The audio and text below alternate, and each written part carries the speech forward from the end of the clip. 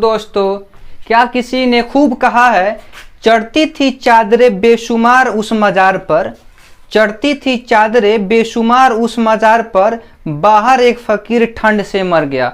Hello दोस्तों, स्वागत है आपका सरफराज स्टडी पॉइंट में। दोस्तों, आज हम देखेंगे वन एवं वन प्राणी संसाधन क्लास 10th का चैप्टर 1 का इकाई ग यानी कि चैप्टर 4 देखेंगे। दोस्तों, हम इस चैप्टर में देखेंगे कि जो वन है एवं वन में रहने वाले जितने भी सारे मतलब जीव जंतु है, जितने भी सारे वन के प्राणी हैं, वह हमारे लिए कैसे उपयोगी है, हम उनके लिए क्या क्या कर सकते हैं, वह हमारे लिए क्या क्या कर सकते हैं। दोस्तों, आज के इस वीडियो में फुल डिटेल्स के बारे में वन एवं वन प्राणी के बारे में हम पढ़ेंगे। तो चलिए दोस्तों, आज हम स्टार्ट करते हैं। दोस्तों, क्या किसी ने खूब लिखा है कि वन है तो हम है। कहने का मतलब क्या है कि अगर हमारे पास वन नहीं होगा और वन प्राणी नहीं होंगे तो हम इस धरती पे जीवित नहीं रह सकते हैं, क्योंकि जो मतलब वन है। अब दोस्तों, वन किसे कहते हैं? वन जो है, वन उसको वन है, वन को पृथ्वी का फेफड़ा कहा जाता है। दोस्तों, कैसे फेफड़ा कहा जाता है? यानी कि वन मीन्स होता है पेड़ पौधे। पेड़ पौधे को फेफड़ा कैसे कहेंगे? जिस तरह हम अपनी सांस लेते हैं और कार्बन डाइऑक्साइड छोड़ते हैं, तो उसी तरह पौधे दोस्तों क्या करते हैं? पौधों हमको क्या करते हैं? ऑक्सीजन देते हैं, और पौधों को दिया गया, पेड़ पौधे द्वारा दिया गया ऑक्सीजन को हम क्या करते हैं दोस्तों? उसको हम लेते हैं और कार्बन डाइऑक्साइड छोड़ते हैं। मतलब इसी कारण पृथ्वी को मतलब वन को पृथ्वी का फेफड़ा कहा जाता है। दोस्तों, अब हमारा टॉपिक है कि वन एवं वन प्राणी। तो सबसे पहले दोस्तों हम देखेंगे कि आखिर हम मतलब वन किसको कहते हैं, वन की किसको कहा जाता है। तो दोस्तों, किसी बृहद क्षेत्र में यानी कि किसी बहुत बड़ा क्षेत्र में जब पेड़ पौधे तथा झाड़ियों का विस्तार प्राकृतिक रूप से देखो दोस्तों, प्राकृतिक रूप से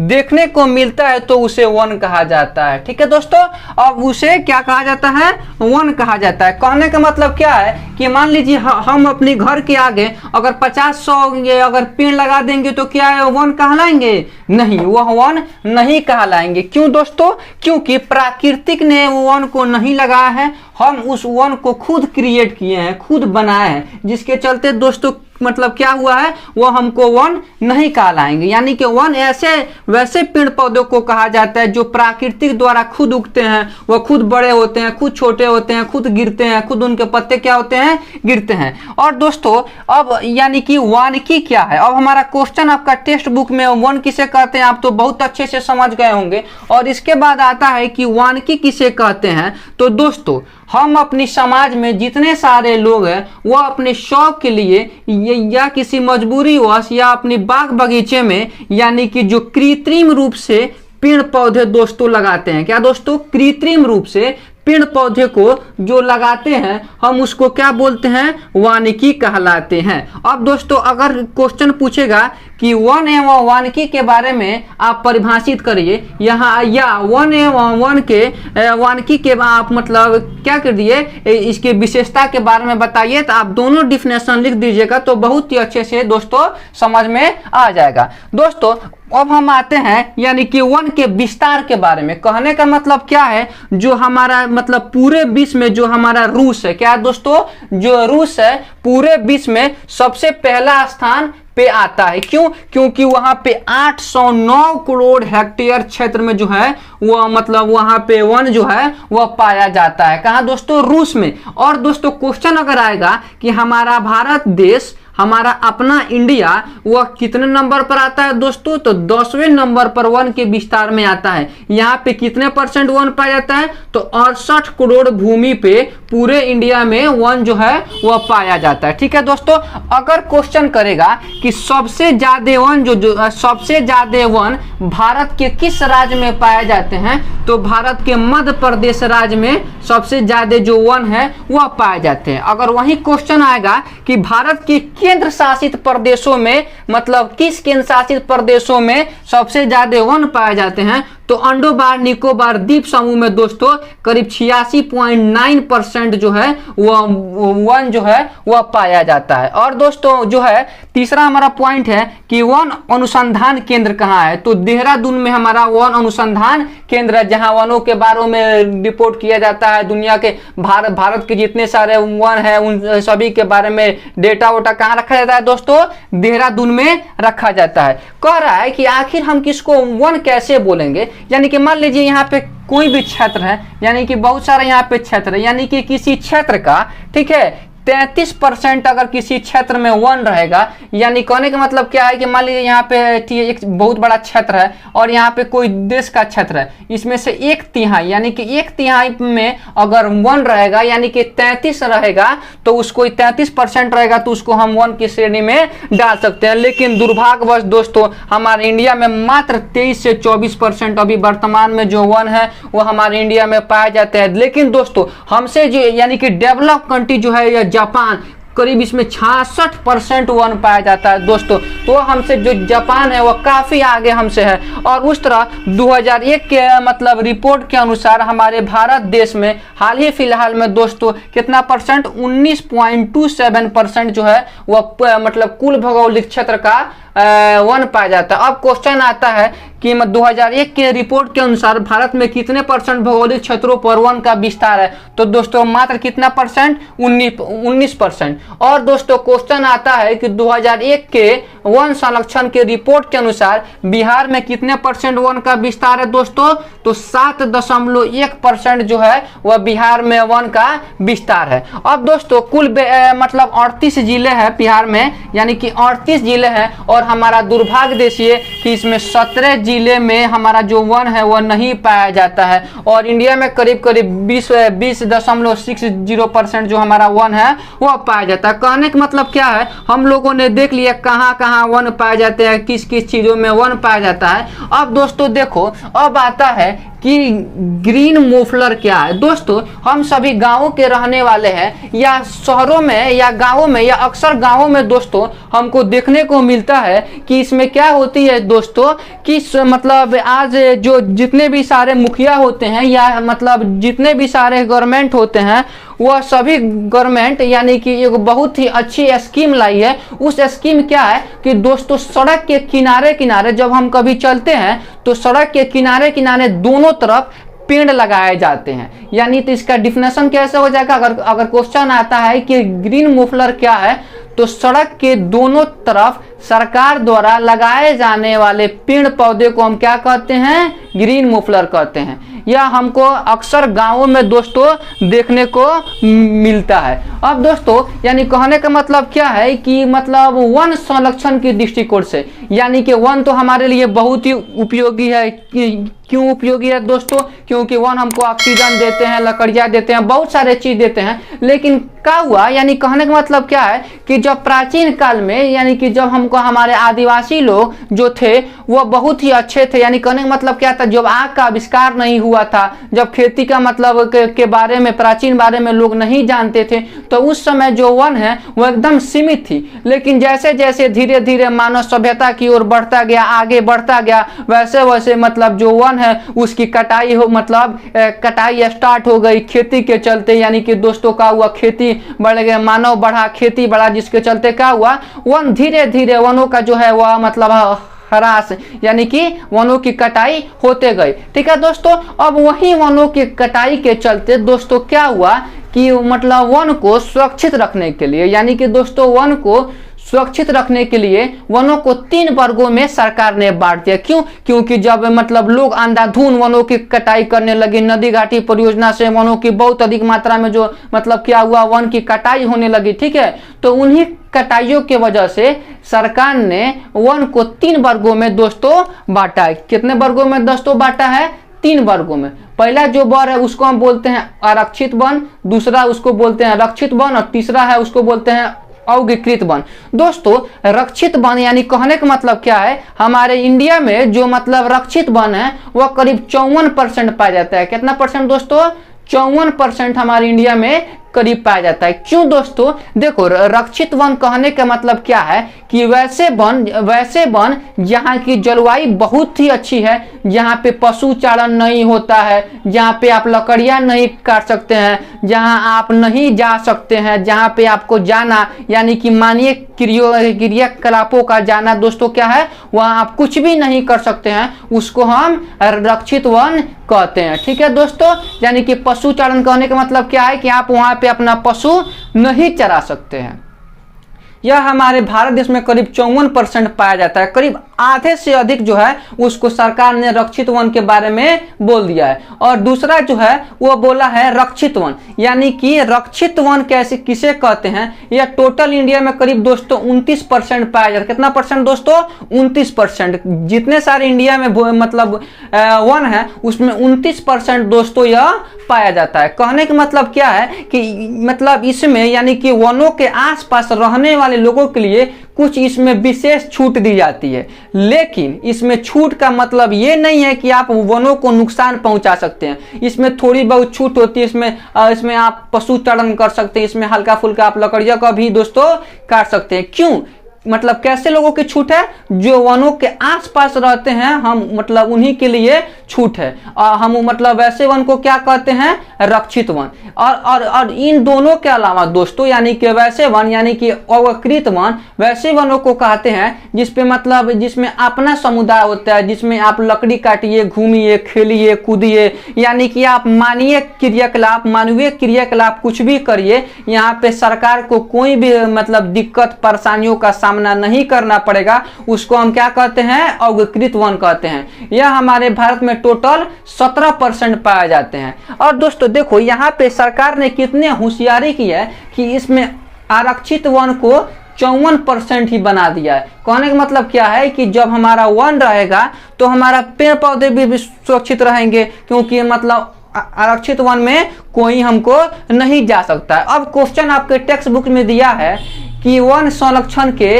दृष्टिकोण से वनों को कितने वर्गों में बांटा गया है, और रक्षित वन और आरक्षित वन और अवकृत वन के बारे में बताएं। तो दोस्तों मुझे उम्मीद है कि आप आप आसानी से वहां पे समझा सकते हैं। ठीक है, अब दोस्तों मतलब होता क्या है कि हमारे जो समुदाय एवं संरक्षण, ठीक है दोस्तों, यानी कि समुदाय मतलब कहने का मतलब क्या है कि जो हमारा समुदाय है और जो हमारा संरक्षण है, कहने का मतलब क्या है कि स्थानीय समुदाय, यानी कि देखो जब हमारे आदिवासी लोग या आप ही देखिए, अगर यहाँ पे दो गो मतलब लोग है, यहाँ पे दो गो लोग है, यानी कि यहाँ पे मतलब ये गो घर है, यहाँ पे ये गो घर है, और देख यानी कि हम ना चाहते हुए भी मतलब ये दोनों घर में क्या होते हैं, एक दूसरे से मोहब्बत हो जाती है, यानी कि एक दूसरे से लगाव बढ़ जाती है, आपस में प्रेम बढ़ जाती है। तो ठीक उसी तरह जो आदिवासी लोग थे या जो वनों के आसपास रहने वाले जो लोग थे, मतलब उन लोगों ने क्या किया, उन लोगों ने किया ये कि स्थानीय समुदाय के लोगों ने गवर्नमेंट के साथ मिलकर क्या किया, वनों के बचाया। क्यों वनों को बचाया दोस्तों? क्योंकि उनको वनों के प्रति लगाव हो गया था। वो सोचते थे, आदिवासी लोग या वनों के आसपास रहने वाले लोग दोस्तों सोचते थे कि अगर यह वन जो है वो खत्म हो जाएगा, खराब हो जाएगा, तो हमको यहाँ से दूर जाना पड़ेगा, हमको मतलब तरह तरह के लिए भटकना फिरेगा, यहाँ से वहाँ जाना पड़ेगा। तो इसी कारण दोस्तों ने स्थानीय समुदाय के लोगों ने गवर्नमेंट के मतलब साथ मिलकर यानी कि वनों को बचाने का निर्णय लिया दोस्तों। तो हम इसी को कहते हैं समुदाय एवं संरक्षण। कहने का मतलब क्या है, देखो एक बहुत ही बेहतरीन एक एग्जाम्पल से दोस्तों हम समझते हैं कि एक राजस्थान जिला है कि मतलब राजस्थान जो स्टेट है, उस राजस्थान में एक अलवार नामक जिला है। कौन दोस्तों? अलवार नामक जिला है। और वह अलवार नामक जिला में करीब 1200 हेक्टेयर जो भूमि था उसको लोगों ने बचा लिया। कैसे? यहाँ पे वन था, कैसे बचाया? को उसका नाम दे दिया भैरव देव डाको। और भैरव देव डाको मतलब उस मतलब जितने सारे वन था यानी कि 1200 यानी कि भूमि का नाम देके, और खुद यानी कि वो गवर्नमेंट का बिल्कुल सहारा नहीं लिए और वो खुद जाके वनों की रक्षा किए। ठीक है दोस्तों, यानी कहने का मतलब क्या है कि वनों की उन्होंने लगाव के प्रति या अपने पर्सनली सुख सुविधा के प्रति उन्होंने क्या किया, बचाव कर लिया। अब दोस्तों देखो हमारे जो मतलब जो हिंदू धर्म में, हमारे हिंदू धर्म में क्या होता है दोस्तों, यानी कि आदिवासी लोग या बहुत सारे लोग प्रकृति की पूजा करते हैं। जैसे पीपल के पेड़ को पूजा करेंगे, क्यों? क्योंकि पीपल का पेड़ हमको क्या देता है? ऑक्सीजन देता है। ठीक है दोस्तों, यानी कि जैसे मतलब हमारी पुरानी परंपरा रही है कि हम वृक्षों की पूजा करेंगे। ठीक है दोस्तों, अब जैसे यहाँ पे जो कहने का मतलब क्या है कि पूजा करने के मामले में जो संथाल आदिवासी लोग हैं, ठीक है दोस्तों, संथाल आदिवासी लोग हैं, तो उस संथाल आदिवासी लोगों में क्या है कि वह उनकी पुरानी परंपरा जो है वह महुआ एवं कदम, यानी कि जो महुआ का पेड़ है और कदम के पेड़ है की पूजा करते हैं। क्यों? और उनके आसपास आप देखते हैं मतलब क्या करते हैं, धागे को पूरी तरह बांध दिया जाता है, क्योंकि उनके प्रति वह विश्वास है, उनके प्रति वह लगाव है, क्योंकि उनके प्रति वह मोहब्बत है। जब कोई आदमी किसी से मोहब्बत करता है तो उसके बीच में क्या होता है दोस्तों, एक लगाव सा उत्पन्न हो जाता है। तो वहीं जो है संथाल के जो लोग हैं, संथाल आदिवासी, वह महुआ तथा कदम के पेड़ों को बहुत ही अच्छे से देख रेख करते हैं। यहाँ पे किसी को यहाँ पे यानी कि उनके चारों ओर धागों को बांध के उनकी पूजा की जाती है। और हमारे अपना बिहार और उड़ीसा के जो आदिवासी लोग हैं दोस्तों, बिहार और उड़ीसा के जो आदिवासी लोग हैं वो क्या करते हैं, शादी के समय, क्या दोस्तों, शादी के समय इमली का पेड़ का, कौन सा दोस्तों, ध्यान रखने बात है, क्वेश्चन आता है कि बिहार और उड़ीसा के लोग, आदिवासी लोग किस चीज का पूजा करते हैं वनों में, तो दोस्तों इमली एवं पीपल के पेड़ों का दोस्तों वो क्या करते हैं, पूजा करते हैं। ठीक है दोस्तों, यहाँ तक तो आपको मतलब समझ में आ जाएगा। और देखो हमारे जो हिंदू मतलब जो परंपरा है उसमें, हमारे हिंदू परंपरा में यानी कि एक बंदर, यानी कि बंदर को लोग क्या बोलते हैं, हनुमान जी बोलते हैं, हनुमान जी बोलते हैं। और अगर कोई बंदर दिखाई दे तो उसको बहुत ही अच्छे से उसको मतलब सेवा सत्कार किया जाता है, उसको बहुत ही मतलब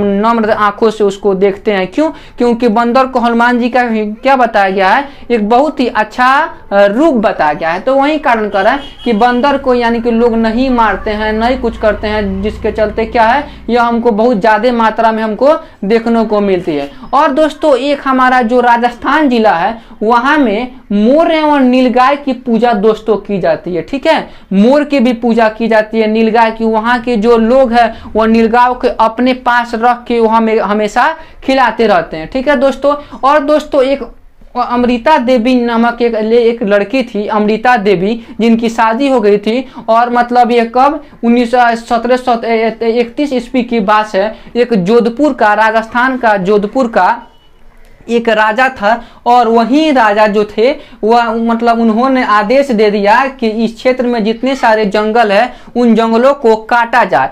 तो अकेले अमृता देवी ने क्या किया, जंगल को बचाने के लिए राजा के खिलाफ हो गई, और धीरे धीरे वह मतलब लोग आते गए और काफिला जो है वह बनता गया। क्या किसी ने खूब कहा है कि आप अकेले चलने की हिम्मत डालिए, आप आगे कारवां तो बढ़ाइए, पीछे आपका सारा जहां होगा। तो सेम हमारा जो अमृता देवी है मतलब इनके ऊपर ये लाइन एकदम जचती है। और सबसे इंपॉर्टेंट टॉपिक है चिपको आंदोलन। देखो दोस्तों चिपको आंदोलन क्या है, यह हमारे मतलब वन के पेड़ पौधों को बचाने के लिए, ठीक है दोस्तों, यूपी के, ठीक है, यूपी में, ठीक है, यह हुआ, यह 1972 में यूपी में हुआ, सुंदरलाल बहुगुणा के नेतृत्व में हुआ। देखो दोस्तों चिपको आंदोलन क्या है, चिपको आंदोलन एक ऐसा आंदोलन है जिसमें पेड़ पौधों के बचाने के लिए वहाँ के स्थानीय लोग पेड़ से चिपक जाते थे और वह पेड़ों को काटने से बचा लेते थे। चिपको आंदोलन का कुछ इतिहास दोस्तों ऐसे है कि जो हमारा चिपको आंदोलन है, मतलब चिपको आंदोलन के इतिहास यह है कि वहाँ के जो लोग हैं उन्होंने सरकार से वहाँ के कुछ वनों को मतलब मांग की, लेकिन सरकार ने उन मांगों को क्या किया, ठुकरा दिया। ठीक है, और सरकार ने भारी टैक्स लेकर एक कंपनी को क्या किया, वहाँ पे जो मतलब यूपी में भेज दिया और बोला कि वहाँ पे आप टैक्स ले लीजिए, और टैक्स लेने के मतलब क्रम में आप मतलब क्या करिए, वहाँ जाकर आप मतलब जंगलों को काटिए। लेकिन जैसे ही वहाँ पे लोग पहुँचे, मतलब लोगों ने जब देखा कि यह टैक्स लिए हुए सरकार के अधिकारी है, तो वो मतलब लोगों को मतलब क्या किए, वहां से लोगों को हटा कर मतलब क्या किए दोस्तों, यानी कि चिपको आंदोलन कहने का मतलब क्या है, लोगों को हटा के और वो पेड़ों से पूरी तरह चिपक जाते थे और जिसके चलते मतलब क्या होता था, पेड़ कटने से बच जाता था। ठीक है दोस्तों। और जो हमारा टिहरी में टिहरी है, यानी कि टिहरी जो है वह टिहरी नामक स्थान पर एक बीज बचाओ अभियान चला गया, यानी कि उसमें बिना रासायनिक पदार्थों को, रासायनिक खादों को डालते हुए, यानी कि एक भी रासायनिक पदार्थों को लोगों ने यूज नहीं किया और बिना रासायनिक पदार्थों को डालते हुए वहां को उन्होंने बताया कि हम फसल को कितनी अच्छी तरह उत्पादन कर सकते हैं। और हम सभी जानते हैं, अरे यार महात्मा बुद्ध को कौन नहीं जानता होगा। तो महात्मा बुद्ध ने बोला है, महात्मा बुद्ध बोले हैं कि पेड़ एक विशेष असीमित दयालु है। पेड़ क्या है दोस्तों, कि एक विशेष ही असीमित दयालु पेड़ है जो बिना कुछ मकसद से हमको मतलब क्या करता है, हमको देते रहता है। मतलब यह कथन किसका है, महात्मा बुद्ध का है। और दोस्तों हम देखते हैं बौद्ध एवं जैन धर्म में मतलब क्या लिखा रहता है, जब हम कभी गुरुद्वारा में जाएंगे तो वहां हम देखेंगे दोस्तों कि यहाँ लिखा रहता है बड़े बड़े अक्षरों में कि अहिंसा परमो धर्म। कहने का मतलब क्या है कि हम हिंसा नहीं करेंगे। वह मतलब जो बौद्ध एवं जैन धर्म के लोग होते हैं वह किसी जीव की हत्या नहीं करेंगे, एवं वन को नहीं काटेंगे, पेड़ पौधे को नहीं काटेंगे। यानी कहने का मतलब क्या है, वह परम हिंसा होते हैं। यानी कहने का मतलब क्या है कि वह वन एवं वन प्राणी के प्रति बहुत ही उनके प्रति जो है वह लगाव रहता है। और क्या महात्मा बुद्ध ने क्या खूब कहा है कि पेड़ एक ऐसा चीज है कि अगर हम उसको पत्थर भी मारे तो हमको क्या देता है दोस्तों, फल ही देता है। ठीक है दोस्तों। अब हम सबसे अंतिम पॉइंट देखते हैं कि आखिर जो वन एवं मतलब वन का है उस पे सामाजिक प्रभाव क्या पड़ता है, यानी कि हमारा जो मतलब सामाजिक प्रभाव है वह क्या पड़ता है, यानी कि वनों के कट जाने से सामाजिक प्रभाव क्या पड़ा। तो दोस्तों यानी कहने का मतलब क्या है कि जो पहले के जमाने में इंडिया की जो औरतें थे वह क्या करती थी, वह पानी लाने के लिए बहुत ही दूर दूर मतलब चली जाती है। और जो यानी कि मतलब अगर किसी औरत को लकड़ियाँ काटनी है तो उस लकड़ियाँ को काटने के लिए अगर वन नहीं रहेगा तो वह बहुत मतलब दूर चली जाती थी, जिनको उनको बहुत अधिक मात्रा में दोस्तों मतलब क्या होता था, बहुत अधिक मात्रा में उनको कठिनाइयों का सामना करना पड़ता था। वह लकड़ियाँ लाते हुए काफ़ी थक जाती थी, जिसके चलते उनका शरीर बहुत ही दुबला पतला हो जाता था। और दोस्तों वनोन्मूलन से क्या होता है कि अगर हम वनों को ज़्यादा मात्रा में नहीं लगाएंगे और पेड़ पौधे को ज़्यादा मात्रा में नहीं लगाएंगे तो दोस्तों क्या होगा, हमको ऑक्सीजन नहीं मिलेगा, बाढ़ एवं सूखा की मतलब स्थिति हमको पैदा हो जाएगी। और जो मतलब वन छोड़ना, यानी कि अगर मतलब वन जो कट जाएगा, यानी कि अगर वन को हम छोड़ देंगे तो वन भी हमको क्या करेगा दोस्तों, ऑक्सीजन, यानी कि पेड़ पौधे हमको ऑक्सीजन नहीं देगा। अब दोस्तों हम इस वीडियो में यानी देख लिए वन के बारे में। अब चलिए दोस्तों हम स्टार्ट करते हैं वन प्राणी के बारे में कि वन प्राणी क्या है, हम उनकी संरक्षा कैसे करेंगे। प्रकार के वन पाए जाते हैं दोस्तों, भारत में टोटल कितने प्रकार के वन पाए जाते हैं, 5 प्रकार के। पहला जो वन है सदाबहार वन, दूसरा पर्णपाती वन, तीसरा पर्वतीय वन, चौथा मरुस्थलीय वन और चौथा 5वां है दलदली वन। ठीक है। सदाबहार वन वैसे वन को कहते हैं जिसमें 200 सेंटीमीटर तक वर्षा होती है और जिसमें बड़े बड़े वृक्ष पाए जाते हैं, जिसमें देखिए लंबे लंबे वृक्ष पाए जाते हैं, लंबे लंबे पेड़ पाए जाते हैं, उसको सदाबहार वन में वो आते हैं। सदाबहार वन अक्सर जो है वह विषुवत रेखा की ओर हमको देखने की दोस्तों ओर मिलती है। और जो इसमें क्या होता है, सदाबहार वन में बड़े बड़े पेड़ पाए जाते हैं और जो मतलब सूरज की किरण, यानी कि मान लीजिए यहाँ पे एगो पेड़ है यहाँ पे और पास पास में, और यहाँ पे पेड़ पाए जाते हैं, यहाँ पे पेड़ फिर पेड़, तो सूरज की किरण सदाबहार वन में नीचे की तरफ नहीं आती है, जिसके चलते मतलब वहाँ की पेड़ जो है वो बहुत अधिक मात्रा में पाए जाते हैं। ठीक है। और यहाँ के कौन से पेड़ हमको देखने की मिलती है, तो रोजवुड नाम के एक पेड़ है वो हमको बहुत ज्यादा देखने को मिलती है। महोगनी नामक जो पेड़ है वह बहुत हमको देखने को मिलती है। दूसरा हमारा है पर्णपाती वन। देखिए पर्णपाती वन में क्या होता है कि 100 से लेके 200 सेंटीमीटर तक यहाँ पे वर्षा होती है। और पर्णपाती वन में दोस्तों आम और जामुन का जो वृक्ष है वो हमको बहुत ही ज्यादा मात्रा में दोस्तों हमको देखने को मिलता है। तीसरा हमारा आता है पर्वतीय वन, यानी कि पर्वत के क्षेत्रों में, यानी कि हिमालय के क्षेत्रों में पाए जाने वाले वन को हम क्या कहते हैं, पर्वतीय वन कहते हैं। ठीक है, इसमें 400 मीटर पर यानी कि 400 मीटर ऊंचाई पर जो है वह पेड़ पौधे पाए जाते हैं। दोस्तों इसमें क्या होता है, इसमें बहुत अधिक मात्रा में ठंडा पाया जाता है, किसमें, पर्वतीय वन में। और चौथा हमारा है मरुस्थलीय वन। मरुस्थलीय वन ऐसे वन को कहते हैं जिसमें 50 सेंटीमीटर से भी कम वर्षा होती है। और मरुस्थलीय वन में बहुत बड़े बड़े मोटे मोटे कांटे पाए जाते हैं दोस्तों, कांटे पाए जाते हैं। ठीक है, और यह अक्सर राजस्थान के क्षेत्रों में पाए जाते हैं। ठीक है, और दलदली या मैग्रोवा वन यानी कि वैसे जमीन जो दलदली हो, ठीक है, मतलब उसको हम दलदली वन कहते हैं। ठीक है, दलदली वन में जितने सारे उसमें है, मतलब दलदली वन के लकड़ियां को काट के नाव बनाया जाता है। क्यों, क्योंकि दलदली वन के जो लकड़ियां होते हैं बहुत ही मजबूत होते हैं। यह अक्सर पश्चिम बंगाल के सुंदरवन डेल्टा में हमको दलदली वन देखने को मिलती है। अब दोस्तों देखो, जो हमारा पेड़ है दोस्तों वह हमारे लिए बहुत ही उपयोगी है, यानी कि वनस्पति भी हमारे लिए क्या है, बहुत ही उपयोगी है। जैसे यानी कि एक टेक्सोन नामक जो मतलब एक वृक्ष है, और उससे मतलब उस वृक्ष के छाल से हमको क्या होता है, कैंसर के दवाई बनाई जाती है। उसी तरह कुनैन नामक, उससे हम कौन सी बनाई जाती है, मलेरिया बनाई जाती है दोस्तों कुनैन से। और मार्फिन नामक जो वृक्ष है उसको हम दर्द मतलब निवारण, अगर कोई व्यक्ति को दर्द होता है तो वह मार्फिन नामक चीजों से वह मतलब क्या होगा, उसमें मिलाया जाता है। ठीक है दोस्तों, और आगे बढ़ते हैं। देखिए, एक महर्षि चरक नामक जो व्यक्ति थे, जो चरक के बारे में बहुत ज्यादा वनस्पति के चरक में यानी कि किस चीज में क्या दवाई मिलाई जाती है, वो बहुत ही भारी मात्रा में इनको ज्ञान का एक बहुत भंडार था दोस्तों। ठीक है, वह मतलब उन्होंने चरक संहिता नामक जो बुक की रचना की, वह हमारे इंडिया पवित्र देश यानी कि एकदम महानों का महान देश भारत में ये पाए जाते हैं। ठीक है, यहाँ तक हम लोगों ने देख लिया।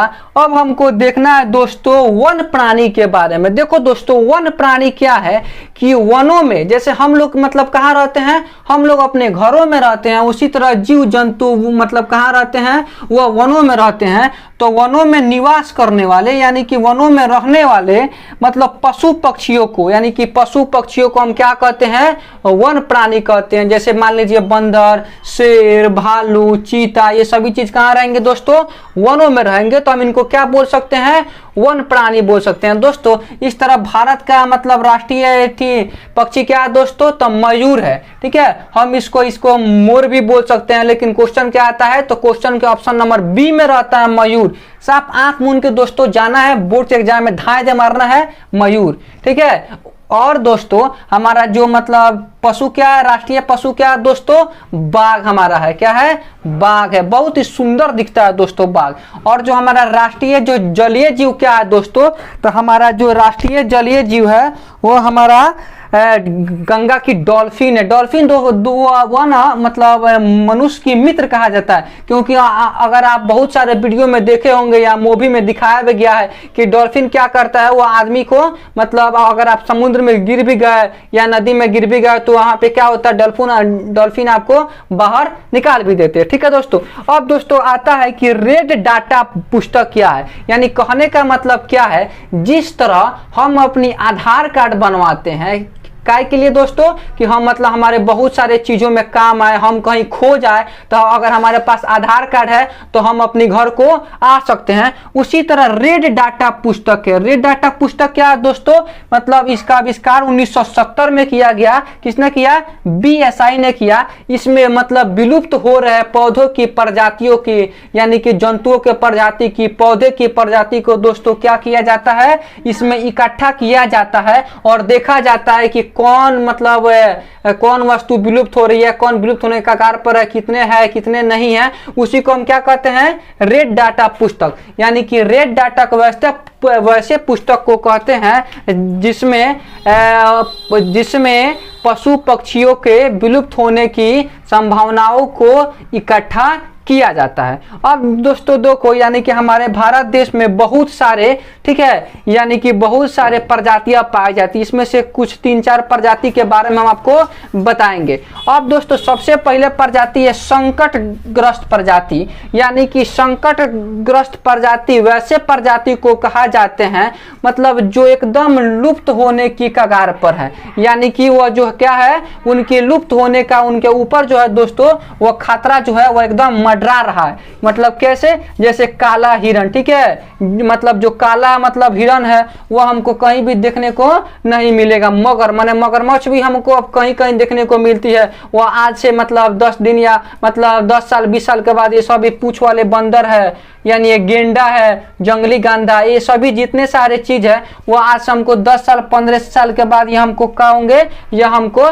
देखने को नहीं मिलेंगे। ठीक है दोस्तों, इसके बाद आता है सुभेद जातियां। यानी कि वैसे जातियां को कहते हैं, ठीक है, कि जिसमें क्या होते हैं, जिसकी संख्या जो है वह दिन प्रतिदिन दोस्तों क्या हो रही है, घट रही है। जैसे डॉल्फिन हो गया दोस्तों, डॉल्फिन हमको देखने को जल्दी नहीं मिलेगा। एशियाई हाथी हो गया, नीला भेड़ हो गया, ये सभी जितने सारे चीज है वह सभी चीज हमको 10 से 15 सालों में हमको मतलब क्या होगा, देखने को नहीं मिलेगा। दुर्लभ जातियां, यानी कि दुर्लभ जातियां वैसे जातियां को दोस्तों कहते हैं जिसकी संख्या बहुत ही कम बची हुई है, वो बहुत ही नगण्य उनकी संख्या है। जैसे यानी कि हार्नबिल एक जो पक्षी है, बड़ी सुंदर पक्षी दिखती है हार्नबिल। आपके सामने जो फोटो है वो हार्नबिल का है। यानी कि जो एशियाई भैंस है, ये मतलब एशियाई का जो भैंस है वो भी हमको मतलब उनकी संख्या बहुत कम है। ठीक है, राजस्थान की जो लोमड़ी होती है वो बड़ी चालाक लोमड़ी होती है राजस्थान की,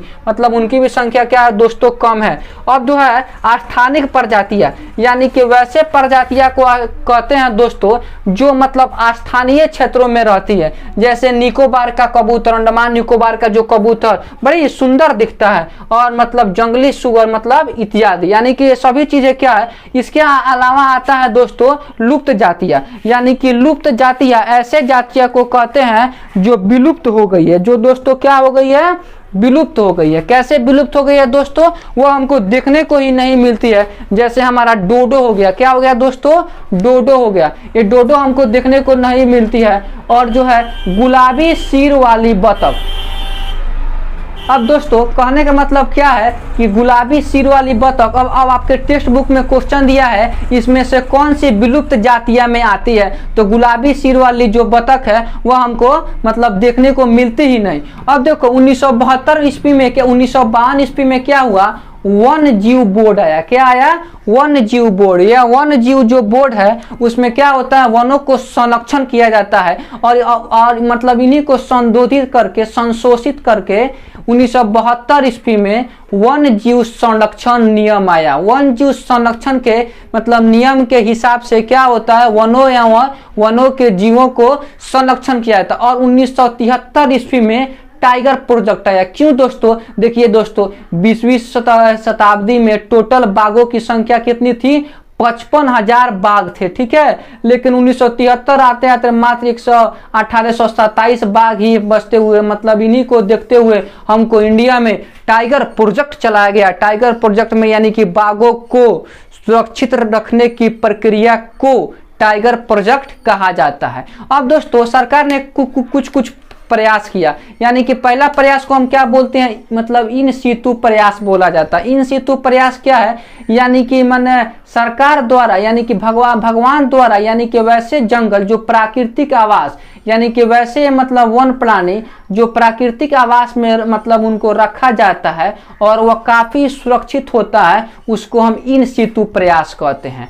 या मानव द्वारा मतलब वन प्राणियों को सुरक्षित रखने की कृत्रिम आवास को हम क्या कहते हैं, एक्स सीतु कहते हैं।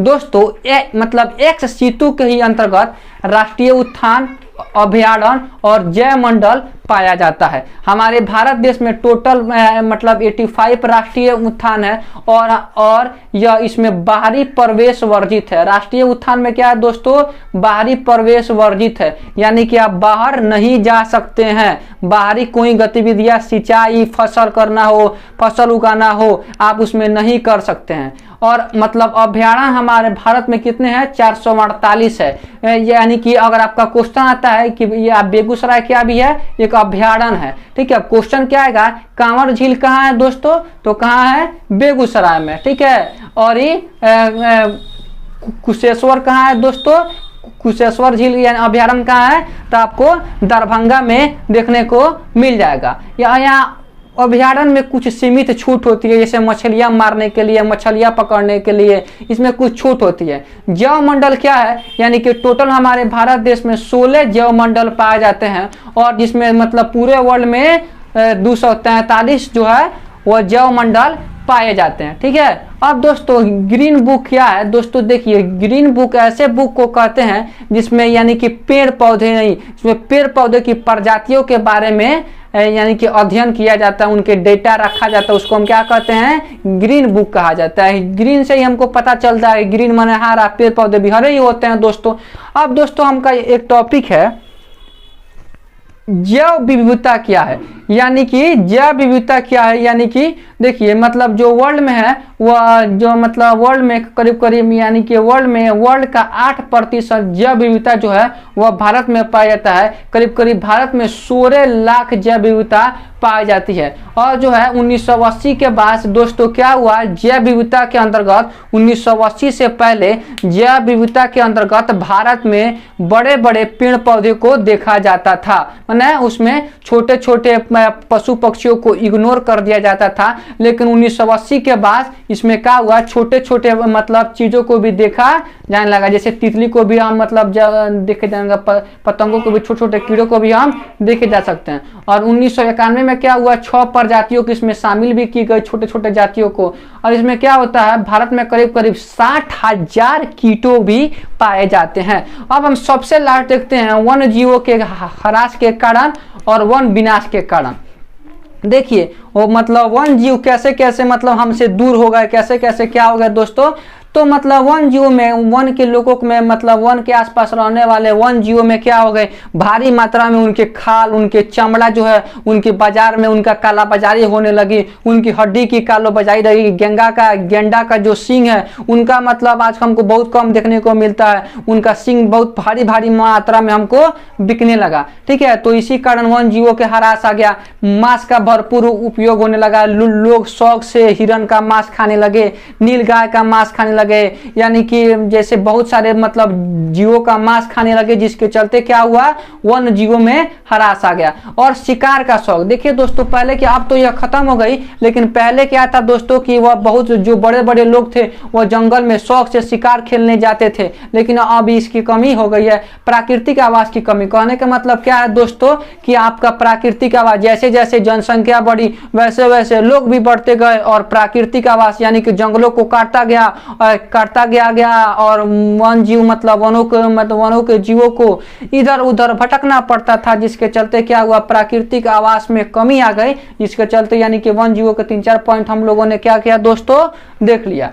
अब दोस्तों वन विनाश के कारण, वन के विनाश के सबसे बड़ी कारण क्या है दोस्तों, बड़ी विकास परियोजना। देखो दोस्तों हम तो आजाद तो हो गए, लेकिन आजादी बाद हमारी नदी घाटी परियोजना, ठीक है, जिसको पंडित जवाहरलाल नेहरू ने भारत का मंदिर कहा था, मतलब उस परियोजना में क्या होने लगा, बड़ी बड़ी वनों का एवं वन जीवों का विनाश हो गया। क्यों? क्योंकि जब ये नदी घाटी परियोजना को बनाया जाता था तो क्या मतलब होता था कि उसमें उसके पीछे जो पानी इकट्ठा होती थी, मतलब वही पानी को उसके पीछे जितने सारे जो बांध बनाया जाता था, वही बांधों को क्या होता था दोस्तों, वह उसके पीछे जो वन होते थे या वन में रहने वाले प्राणी होते थे, सबको कठिनाइयाँ होती थी, सबको खत्म किया जाता था। बहुत सारे यहाँ पे कठिनाइयों का सामना करना पड़ा।